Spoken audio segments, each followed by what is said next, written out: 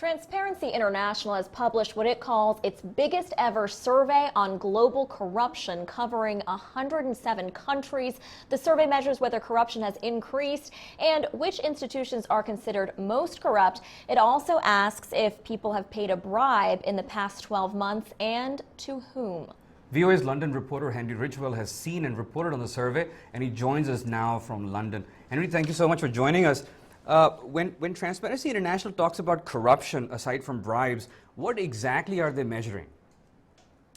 What they're trying to look at here is who has paid a bribe, who has paid money to access public services and public institutions. So that's what this survey is looking at. It's not about private interactions between citizens and private companies.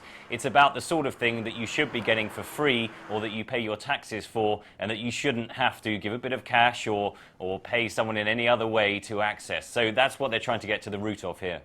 And Henry, how are people chosen to participate in this survey? Well, Transparency International is a huge global organization that has several dozens of chapters in different countries across the world. And we're not just talking about corruption here in developing parts of the world. We're talking about Western Europe and the States as well. So they measure it in all these countries. They have staff in all of these different offices and chapters around the world who take this survey and take it to the citizens of the different countries, whether it's by post or whether it's on the phone, and they ask them these basic questions about their interaction with public institutions and whether they've been asked to pay to access them and in any illicit way. And what do you think was the most surprising or shocking element in the survey? Well, I think the most depressing element, perhaps, is that there's been no sign of any improvement in corruption, in bribery, over the course of the past year. This is a survey that is done every year, and it showed that more than 1 in 4 people around the world, or in these 107 countries in which they conducted the survey, have had to pay a bribe to access public services or institutions. So that's a huge amount. But it does get worse in certain countries. In Sierra Leone and in Liberia, 3 in every 4 people have had to pay a bribe to access public services. So a pretty depressing picture.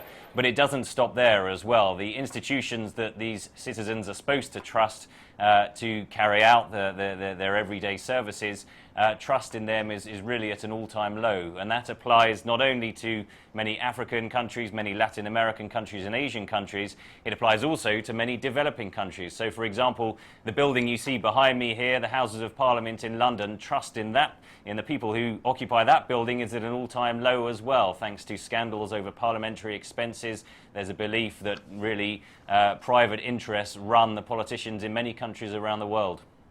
Now, when this type of survey is released, how often do governments actually respond and try to improve conditions? Speaking to the experts who deal in this field, many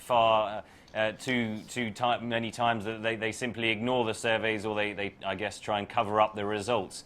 I think it's left really to the multinational, the global institutions, the UN bodies, the World Bank, to try and use tools like this to try and pressure or at least highlight the problems in these countries and get the public institutions, the politicians, to do something about it, because they all emphasize that the only way really that this changes is from the top down. It's from politicians setting an example to the citizens themselves. So be it publishing registers of interest showing how they raise their money, publishing the financial assets of their family members, their friends, their corporate interests, and so on. And in many cases, that simply does not happen. All right, Henry, thank you so much for bringing this to our attention. Henry Ridgwell reporting to us from London, here joining us again on Assignment.